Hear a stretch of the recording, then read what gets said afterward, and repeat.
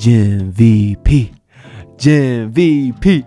Gym VP, baby. Y'all know what's going on. Listen, the Miami Heat beat the San Antonio Spurs 116-104 for back-to-back feel-good wins. Who would have thought? Now, I did say in yesterday's video, in which we got another great Jimmy Butler performance, that the meme was raining true. And I even said, throw the meme up there. And as I was editing, I forgot to put the meme up. But I definitely will not forget this time. So y'all see it right here. We got from October all the way to January. It's, does this man even care about basketball? But as we start to approach February, you get the Gym VP as he turns into God come playoff time.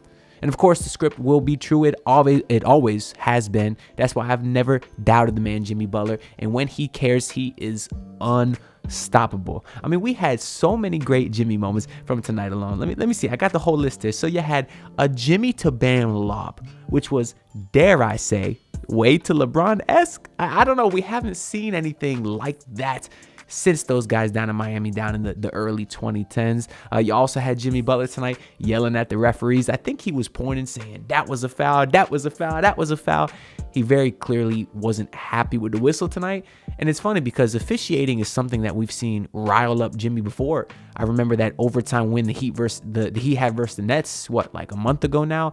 It was the officiating that kind of got Jimmy all wound up there, and then he started to take over the game. You also had Jimmy Butler tonight taking the pull-up three, in which somehow, as Eric Reed said, the Spurs must have not been reading the scouting report, because Jimmy Butler is shooting, 44% from three this season? They was leaving him wide open, just like they did LeBron in 2013. And how'd that work out for the Spurs back then? We know how it worked. Look, I got the picture right back out here. I'm recording in the game room today. And of course, that's Game 6 Ray Allen if I was covering it up. But anyways, of course, Jimmy hit the open three after he missed the first two open threes. So he was kind of celebrating. But Jimmy was obviously having fun tonight. Finished with the triple-double. You saw the whole team was rooting for it. And you love when Jimmy's having fun. You love when he's active and engaged because he's unstoppable. That's nothing new. And this was a very nice win because, of course, tomorrow is the NBA trade deadline, or on February 8th, depending when y'all watching this video. If there was any chance the Heat were going to make some sort of move, maybe that was contingent on how they played these last few games. I don't think it should be, because we still know what this Heat team's problems are, and I hope the Heat front office can recognize that. But obviously, anytime you go into the trade deadline on a feel-good, couple wins in a row, if you were on the fence about making any moves, maybe that helps you swing one way over another. But this was really awesome to see, because really your whole big three for the Miami Heat absolutely balled out. It was a relatively close game for the entire first half, but then in that third quarter is where the Heat absolutely took over. We talked about Jimmy Butler. He finished with 17, 11, 11, and 3 with a whole block. 5 of 12, so not even super efficient today like we've been seeing from Jimmy, but he was all over the place. Tyler Herro, what an incredible performance. He's been playing well of late, facilitating, rebounding, but you also got the scoring tonight from him. I mean, 24 points, 6 rebounds, 7 assists, 10 of 15 shooting. Good God, Tyler, have yourself a game. I even felt like his 3-point, like the arch on his 3-point shot was a lot higher. It looks super smooth. I don't know if anyone noticed that. And he finished 4-7 from 3 today. He was incredible. As was Bam Adebayo. My God, the man shot 10 of 14, 20 points, 5 rebounds, 2 assists. This was easily his best offensive game in a very long time. He's finally been hitting his mid-range jump shot for the last few games. And when Bam is making that shot, it makes him and this team a completely different level of scary. Because now they got your top 3 guys scoring. This team is unstoppable if they can play like this night in and night out. Now, I understand the Spurs are a 10-win team, so you got to gauge the measuring stick it's against. The Miami Heat do play the Boston Celtics on Super Bowl Sunday coming up, which is literally their next game. Like, the Heat have 3 days off before playing the Celtics at 2 p.m. on Super Bowl Sunday. So that'll be a great measuring stick test. And if that's a game, if the Miami Heat come out and perform well, maybe I'll start to feel a little bit better about this team. Although my stance has never changed. This team is going to the NBA Finals and winning the whole damn thing. But obviously, they got their flaws. But come out against the Celtics, I'll feel a lot better about their chances doing so. You also have to round out the starting lineup. Caleb Martin, 9 points, 5 rebounds. He was very efficient, has been super aggressive. And as long as he can keep up that efficiency at that 4 spot, nothing to complain about. Obviously, it's still a bit out of position. They were rolling with Hayward Highsmith, who didn't start the last game. And obviously, he wasn't starting this game because he got into some stuff. Apparently, he was in a car accident where someone was left in critical condition. I don't want to get into it or speculate because we don't know much more information than that. But I do hope everyone involved is okay. And I did hear from Barry Jackson that Hayward Highsmith is expected to be back soon. So that's really all the information we have. But most importantly, you hope everyone's okay there. Now, last game, I said that I had no complaints whatsoever. I got one complaint for this game, and I'd be remiss not to mention it. It's Terry Rozier. I'll admit, he's a frustrating watch. Now, I know this is only, 9 games into his Heat tenure, so yes, I am willing to give him more time. I'll give him after the All-Star break to really judge him. But thus far, it's been frustrating, to put it nicely. I mean, he was 5 of 15 today. The three-point percentage wasn't great either, 2 for 7. So he's continuing what has been a horrendous shooting stint or slump, if you want to call it.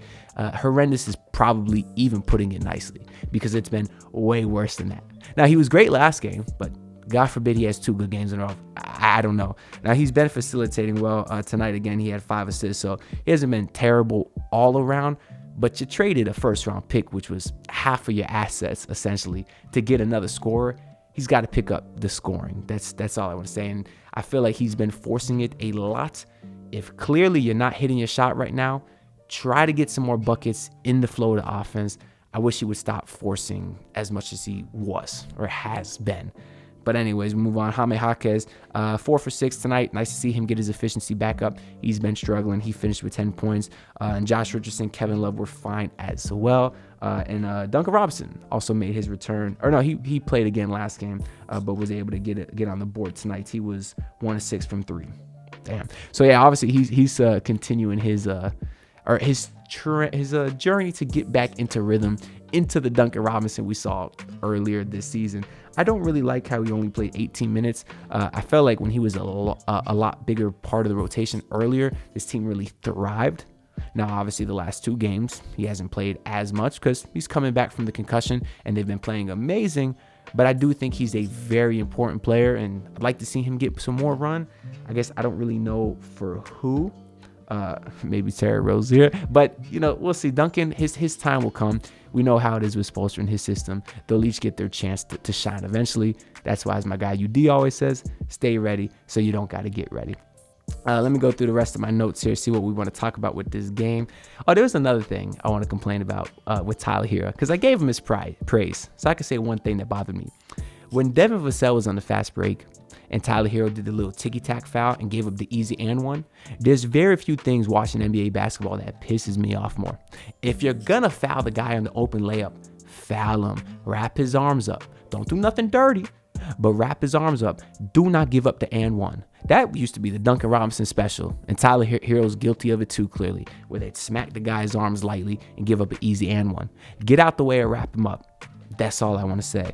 From the Spurs side of things, I got a couple notes. Wembanyama, he's obviously incredible. We saw him make some great plays today, but he hasn't been great against the Heat in their 2 matchups this season, and partly because Bam is one of the only, the few guys in the league that has the size and the speed to match up with him. So I love what I saw from Bam Adebayo defensively today on Wembanyama. Even Kevin Love held his own a little bit. I guess he's using that old man IQ that he got, but obviously Bam is one of the guys in this league that can make it tough. Now, Wembanyama will still get his because he's still 5 inches taller than Bam, maybe even 5-6 inches taller than Bam, and he's going to be a Hall of Famer, no doubt about it. So this is no disrespect to Wembanyama, but I do like seeing how the Heat were able to keep him in check for the most part. There was a funny play with Jeremy Sohan where he dove 3 feet into the stands, straight up accidentally kicked an old dude in the face. The dude seemed to be fine, and Wembanyama stole some fans' popcorn, started eating it up. And I just want to tell Doja Cat that he needs to relax. That's all I want to say. I saw the meme from Don2K on Twitter that had me dying. And since the Heat just played the Spurs, I had to bring it up because the resemblance is absolutely uncanny. I thought the halftime show was awesome. They had this group, I guess it was called Miami 162, or they were telling the story about the 162 black men that were able to vote. I forget the whole story, but it was essentially a spoken word performance, and it was absolutely beautiful. I mean, I'm a big fan of, poetry and spoken word, and especially the theme that they were talking about today, of course, during Black History Month. I thought it was awesome. So if anybody missed the halftime show, it's on the Heat's Twitter, or maybe the Bally Sports Heat's Twitter, but it was phenomenal. It was an absolutely great show. I love seeing that. And of course, it was a great message and a great story. What else do we got here? And that's pretty much all I got about the game. So like I said, the trade deadline is on February 8th. Will the Heat do anything? I don't know. If y'all missed it, I posted a video, I think earlier today, basically talking about 5 hidden gem targets the Heat could get. One of them was Simone Fontecchio on the Utah Jazz, and he was traded to the Pistons today. So that's one of the guys on my list. Well, I was reacting to an article, but that's one of the guys on the list that is now removed. So we'll see if the Heat do anything. We saw Xavier Tillman go for 2 second-round picks, Monty Morris go for 1 second-round pick. Both guys like that, I think, are guys that would be very valuable in adding depth to the Heat. So maybe the Heat do make a similar move like that tomorrow, because they do have like 4 tradable first-round picks. But when you count these weird protection rules, they really got like 2. But that being said, you can make a move with 2 first-round picks. They still have 1 first-round pick in Nikola Jovic. So maybe if a team like the Bulls wants to sell Caruso, Vucevic, DeMar, maybe the Heat can get in there. Outside of something like that or other smaller moves, I think the Heat do stay idle, which we'll see what happens. They've been playing well these last 2 games, and once Sunday comes, if they get blown out by the Boston Celtics, the Heat can do nothing, right? Because the trade deadline is over. I guess you still got the buyout market, but we'll see who's available then. Anyways, that's all I got to say for this video. So I will see y'all next time. Make sure to like and subscribe. I do want to shout out the Basement Sports Network, who will be doing a 24-hour live stream starting at midnight tonight. So in less than 2 hours, my guy George will be hosting a literal 24-hour live stream for the entire NBA trade deadline. And I'll be popping in many times throughout the day. So make sure y'all subscribe to the Basement Sports Network as well. Check that out. But I'll see y'all next time. So peace out. Look, pull up in your city, tryna get that dead face. Do it on my own, I don't need no dead weight. Had to kill him off, yeah, I need a head space. You know this homegrown bitch don't offend me.